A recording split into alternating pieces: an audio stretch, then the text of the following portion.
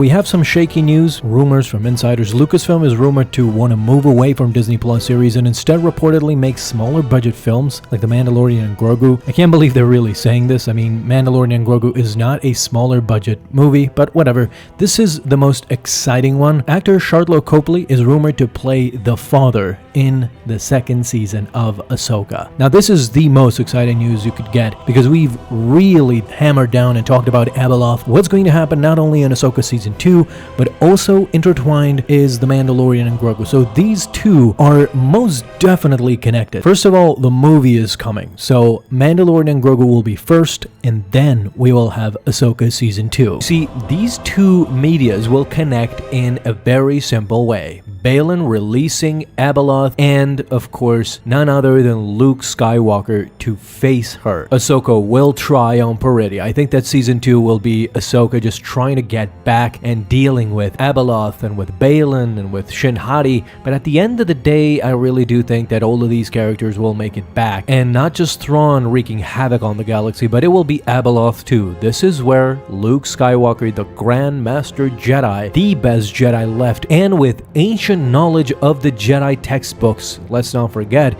this is what will help him overcome everything. So today I want to tackle how Luke Skywalker will actually handle Abeloth and what this trailer, this Star Wars Celebration trailer, did not show you. Abeloth is the long-forgotten mother. She was corrupted over time. She is immortal, and her powers know no bounds. This might be a giant leap for Star Wars. It's something that we might have not encountered ever. And again, it is connected to not only Luke, but Thrawn, because in Rebels, we have some sort of a creature like that, and that's the Bendu. The connection is Thrawn in this case, because Thrawn was baffled when he first met the Bendu. It fooled Thrawn, it disappeared right in front of its eyes before its soliloquy. For the first time, Thrawn was kind of shook because he is a logical being and he has never encountered this sort of a creature before, so you can imagine what he will feel when confronted with Abeloth 2. I suspect this is why in Ahsoka Season 1, Thrawn kind of threw caution to the wind and he aligned himself with the Night Sisters. He now believes in the threat of fate. This is all because of the Bendu, I think, and he has started to believe more and more into this meta-existence, something that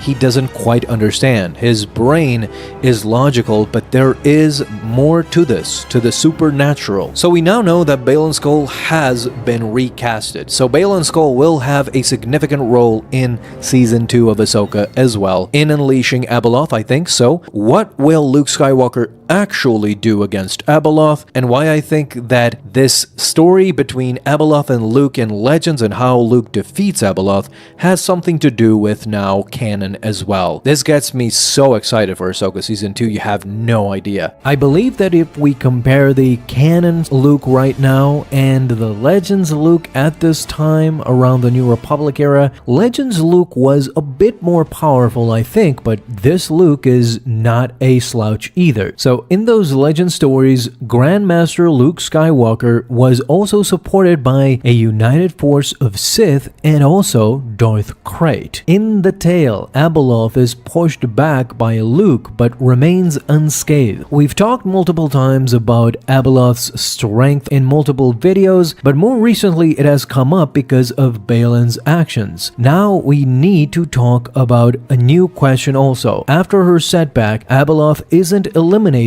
but merely retreats into a deep rest. Her mastery over the Force outshines almost all entities, placing her as one of the most formidable figures in the Star Wars history, so surpassing any Jedi or Sith before and after. How could you ask Luke to deal with such a great creature? Now, because the Bendu is a Force manifestation sorta, the Bendu could not eliminate Abeloth, and the problem with all of this is even so that Abeloth is not a mortal. She is, in fact, an immortal being. This is what Luke and Legends came to find out really quickly, and this was the biggest problem, similar to the Mortis gods. So the question is, what endows Abeloth with such vast power, and why is she only held back by her incarceration, by her imprisonment, as we see perhaps in canon on Peridea? You see, I think only by connecting the past, the present, and the future future, meaning the legends and the canon material, can we get to a very interesting answer, something that might help us along the way of what can we expect in season 2 of Ahsoka. You see, the foundation of Abeloth's might is intertwined with her origins, believe it or not. We've talked a lot previously about Abeloth's origins, how she came to be who she was, but in order to encapsulate everything, essentially what you need to know is that she was talked about in Keelik folklore. Abeloth was initially referred to as the Servant, with her genuine name becoming a sort of a mastery. The Servant unexpectedly found herself on the primordial verdant planet of the Ones of Mortis. Once the gods came into the Mortis realm and everything fit into place, the Servant was the one who was integrated with them. So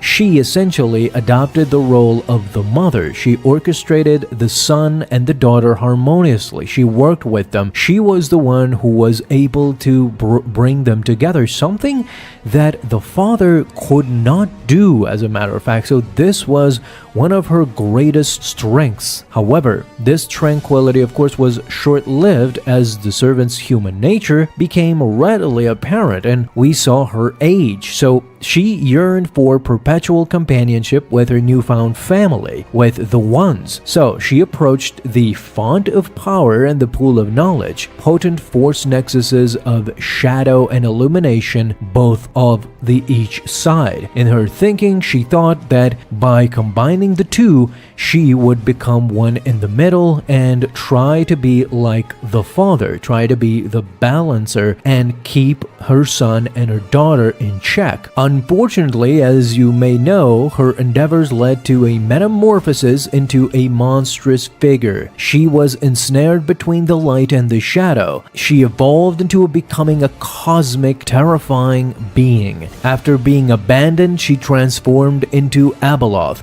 The Ones, with the Keelik's assistance, erected the Center Point Station, encasing their ancestral realm within the Maw, a constellation of black voids, in order to restrain her. Yet Abeloth would sporadically break free from time to time, disseminating chaos only to be subdued by the Ones again. This cycle persisted until the Ones died during the Clone Wars era, as we saw. So Abeloth's subsequent breakout during Luke Skywalker's time saw her repelled but not completely killed. Luke hypothesized about her eventual resurgence. He knew that at one point in time, since this cycle keep repeating, one day or another, the Abeloth creature would be freed again and would come for them. And so, when Luke devised the plan, he went out to seek for the Mortis Dagger as a potential killing apparatus, finally ending the Abeloth nightmare. This, of course, makes perfect sense because the Mortis Dagger actually killed the daughter. You see, the son, once obtaining this dagger, tried to kill the father, but the daughter intervened and was killed instead. This means that the dagger can indeed kill immortals such as the Mortis gods. Luke practically knew that the Mortis Dagger would do the same for Abeloth, because Abeloth's unparalleled prowess stems from her dual exposure to both nexuses. So she has unmatched wisdom and also unmatched might. Her vast array of capabilities combined with her insight rendered her nearly undefeatable and immortal to boot. Only the essence of Force Light, which demands purity, eluded her. This was the biggest problem. So Abeloth's healing prowess surpassed even Luke's abilities, which in Legends is legendary, and her resilience hinted at her potential eternity, of course, being immortal. So this means that the only tool to be used against her is the Mortis Dagger, which as of right now, both in canon and back then in Legends, the whereabouts were unknown. Luke essentially tells us from Legends lore and material that Dave Filoni is readily inspired by that he will eventually use the Mortis Dagger at some point. This gives us a hint was also given in the finale, because the Great Mothers of Dathomir were able to retrieve the Blade of Talzin by using dark magic and gave it to Morgan Elsbeth. When Thrawn destroyed the Witch Witch Tower, the Night Sisters were taken aback and looked at him with a bit of discontent. Could there be a schism? Will the relationship break down in season 2 and the Night Sisters might help Luke Skywalker in obtaining the Mortis Dagger? I think that would be just amazing and beautiful to see, but sadly season 2 is far off, so I would love to know. Until then, let's speculate and see. What do you think about the Mortis Dagger killing Abeloth? Talk to me down below.